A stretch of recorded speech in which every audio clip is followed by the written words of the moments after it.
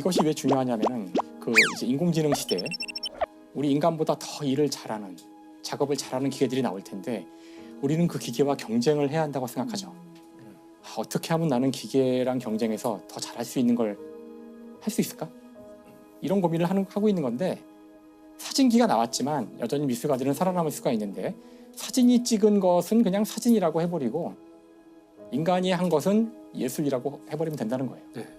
이걸 그냥 30억이라고 해버리면 된다는 거죠. 즉 인간의 의미 부여가 우리를 구할 수 있다는 거예요. 이게 사실 되게 궤변 같지만 궤변이 아닌 것이 자 우리는 올림픽 때 100m 달리기를 보면서 열광을 하잖아요. 이게 얼마나 웃긴 거냐면은 지금 이 인공지능의 기계 시대의 관점으로 보면 아니 인간보다 더 빨리 움직이는 기계를 인간이 만들었는데 인간과 자동차가 동시에 뛰면 분명 인간이 질 걸 알잖아요. 그러면 인간은 기계보다 더 빨리 그러니까 자동차보다 더 빨리 달리는 노력을 계속 해야 될까? 이거 어리석은 거예요. 어리석은 일이고 인간은 인간끼리 뛸게. 이 안에서 100m를 그은 다음에 100m를 누가 더 빨리 뛰었는지를 가지고 상을 주겠어. 그러면 누가 이걸 보고서 야 그게 무슨 의미가 있어 라고 할 수 있거든요. 이거 쓴다고 무슨 의미가 있어. 아니 우리는 의미를 부여할 거야. 그 사람들은 올림픽의 승자고 우리는 그들에게 평생 연금을 줄 거고 국가의 위상을 높인 사람으로서 언론에 나올 거고 그렇게 하기로 정하면 된다는 거예요. 즉 그 기계와 살면서 기계와 경쟁을 해야 될 시대에 우리가 살아남는 방법은 우리 인간의 상상과 인간의 의미 부여로 인간이 한 일에 더 의미를 부여함으로써 기계와 경쟁하지 않는 방법을 찾을 수가 있다는 거죠.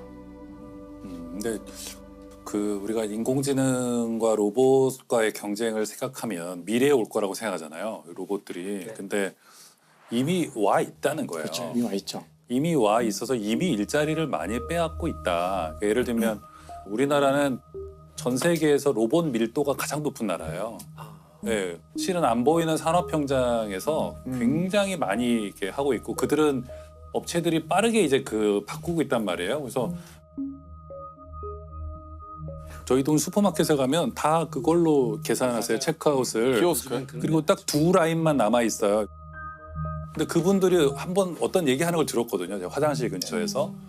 이거 자꾸 많아져서 굉장히 걱정이다. 올해도 이게 몇 명 나갔는데 이거 이러다 완전히 없어지는 거 아니냐. 그래서 미래의 일자리가 줄어들고 있는 거죠. 그래서 또 그 뭐 챗봇 같은 거 있잖아요. 고객센터에 연락하면 네. 미국 같은 데서는 그것도 옛날에는 사람이 하던 일인데 그렇죠. 어느 순간 이제 기계들이 대신하고 제가 들은 얘기가 미국의 어떤 실리콘밸리에서는 그 챗봇 같은 인공지능 봇이 있어야만 첨단 기업처럼 보이잖아요. 그래서 스타트업 중에는 사장님이 그걸 대신하고 안녕하세요. 고객센터입니다. 일부러 굉장히 건조하고 로봇 흉내를 내는 거예요. 그래서 그거를 진짜 뉴욕타임스가 보도한 적이 있어요. 이게 인간이 로봇을 흉내내야만 생존할 수 있는 시대가 이미 왔다. 그다음에 뭐 옛날에 볼링장 가면은요 누가 앉아서 계산해줬어요. 이렇게 점수를요? 스트라이크 막 해주는 분이 계셨어요. 이거 세운 사람도 있었어요 뒤에서. 아, 그랬어요? 맞아요. 사람이 세웠어요? 얼마나 옛날 얘기죠 지금? 진짜요? 맞아요. 옛날 거 보면 주는 거.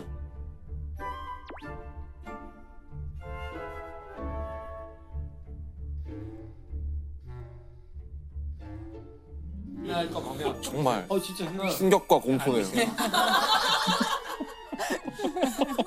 근데 볼링장도 벌써 한 20년 전에 사람이 없어졌고 그런 걸 보면 과학기술의 발전이 물론 우리가 이렇게 예술에서는 그게 될 수도 있는데 그 의미 부여를 하고 근데 실제적으로 일자리가 줄어드는 것을 과연 그런 방식으로 해결할 수 있을까? 좀 그 의문이에요.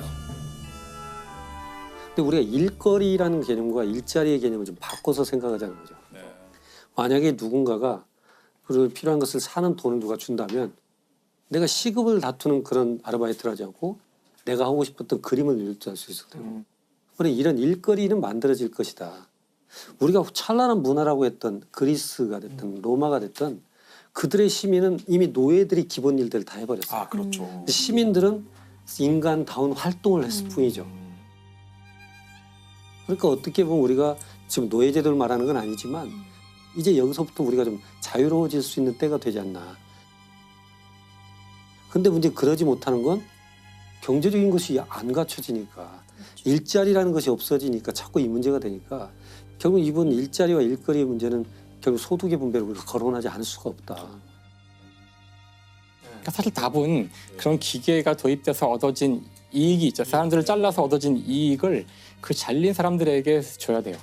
그렇죠. 그게 요새 논의되고 있는 디지털세, 저 로봇세 이런 로봇세 이런 거. 네. 그것이 많은 사람들에게 행복을 주는 쪽으로 가야 되는데 그걸 잘하기만 하면 진짜 우리가 꿈만 꾸던 네. 진짜 기계는 일하고 우리는 하고 싶은 일을 하는 그런 진짜 유토피아가 올 수도 있는 지점까지 온 거예요. 인간이 노력을 해가지고. 네.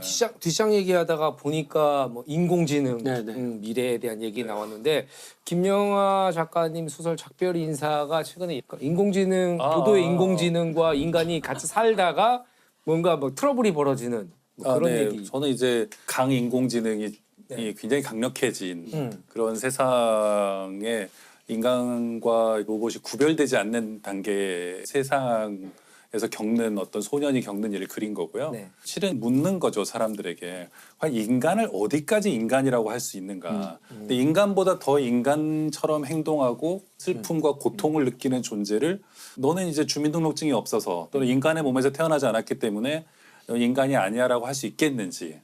우리가 이제 계속해서 인간의 범주를 넓혀왔거든요. 예전에는 노예는 인간이 아니라고 생각했고 여성은 인간이 아니라고 생각했고 근데 이걸 점점 넓혀가고 있단 말이에요. 근데 제가 이제 궁금하게 생각하는 건 앞으로 우리가 어디까지를 우리가 받아들일 것인가. 권리가 있는 존재로. 그러니까 저는 인간이라고 받아들이는 것보다 더 중요한 문제는 어디까지 그 권리를 인정할 거냐. 그러니까 우리가 동물은 인간이 아니라고 생각하지만 동물 학대는 죄잖아요, 이제. 그 로봇도 언젠가는 사람들이 그렇게 되지 않을까? 그 보스턴 그 다이내믹스인가요? 거기서도 보면 그냥 차가지고 네 발로 걸어다니는 로봇을 시험하기 위해서 연구원들이 발로 찼는데 사람들이 굉장히 싫어했잖아요. 불쾌했죠, 많이. 개처럼 생겼으니까 왜 발로 차냐 그러는데 집에 있는 로봇 청소기 있죠. 네. 로봇 청소기에 눈을 붙입니다. 스티커로. 타요처럼.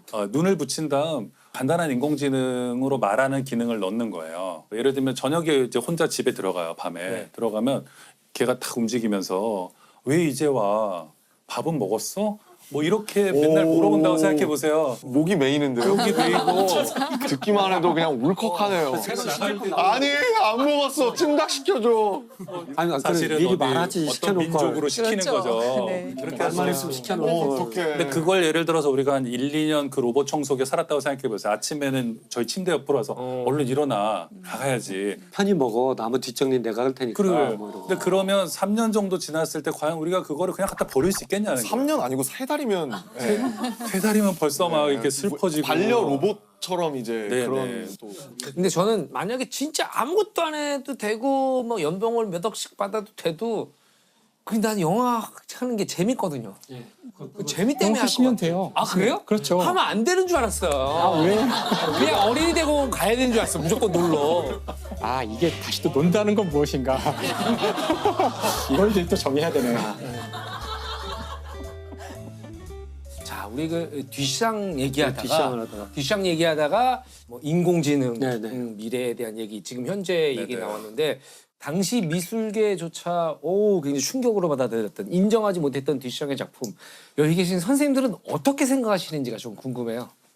듀샹의 이 예술품은 이 변기에서 끝난 게 아니라 그 뒤에 자기가 그 작품을 대하는 행동, 이 작품을 옹호하는 이런 행동까지가 다 연결돼 있어서 약간 그것까지가 한편의 행위 예술인 것 같아요. 예.